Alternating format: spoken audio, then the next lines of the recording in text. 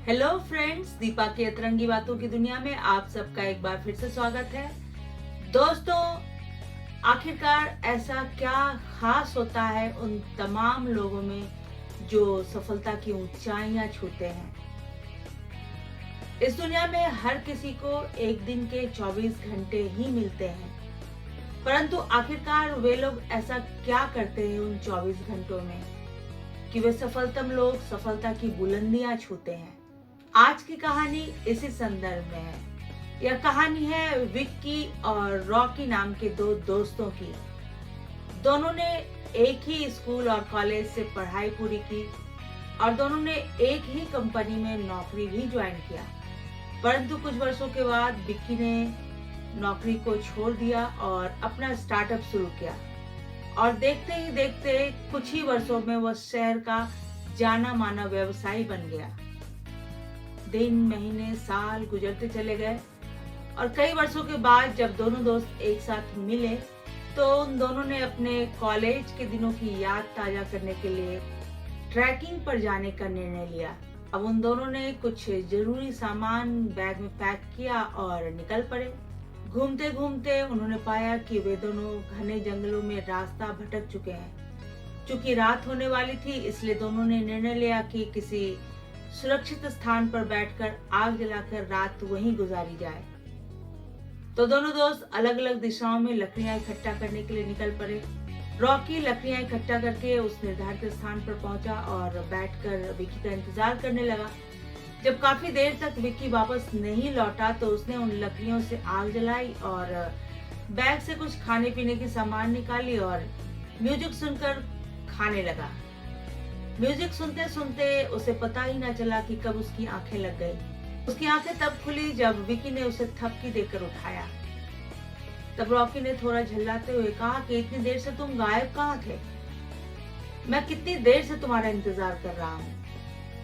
तब विक्की ने मुस्कुराते हुए कहा कि अब झल्लाना बंद करो। एक अच्छी बात यह है कि घर तक पहुंचने का रास्ता मिल गया है। तब रॉकी ने उत्साहित होते हुए पूछा कि इतनी रात में तुमने घर जाने का रास्ता कैसे ढूंढ लिया?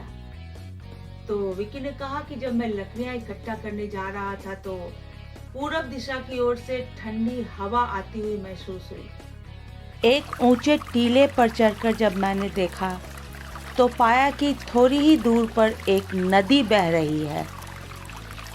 और जब मैंने मैप निकाल कर देखा तो मुझे सब समझ में आ गया कि हम लोग जंगल के किस इलाके में गुम हो चुके हैं। उस नदी में अगर उत्तर दिशा की ओर 20 किलोमीटर आगे बढ़े तो हम अपने शहर तक वापस पहुंच सकते हैं। मैंने जो लकड़ियां इकट्ठा की थी उसमें से कुछ लकड़ियों से मैंने आग जला ली और उसकी रोशनी में मैंने बाकी बची हुई लकड़ियों से एक छोटी सी नाव तैयार कर ली है। उस नाव को नदी के पास रस्सी से बांधकर मैं आ रहा हूँ। सूर्योदय होते ही हम दोनों शहर की ओर निकल पड़ेंगे।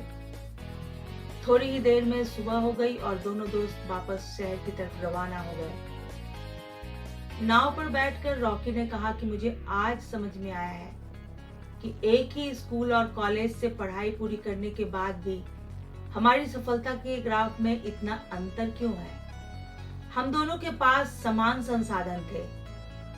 बैग में पड़ा हुआ कुछ आवश्यक सामान, कुछ लकड़ियां और रात से सूर्योदय तक का समय। मैंने इकट्ठा की गई लकड़ियों से आग जलाई और रात भर का समय सोने में खर्च कर दिया। परंतु तुमने उन लकड़ियों से आग जलाई और उसकी रोशनी में रात भर के समय को नाव बनाने में खर्च किया ताकि हम दोनों अपने घर वापस पहुंच सके। तुमने शुरू से ही अपने संसाधनों और समय का सही उपयोग किया होगा, इसलिए तो आज तुम इतने सफल इंसान हो। तो दोस्तों, सोच बदलिए, जिंदगी बदल जाएगी।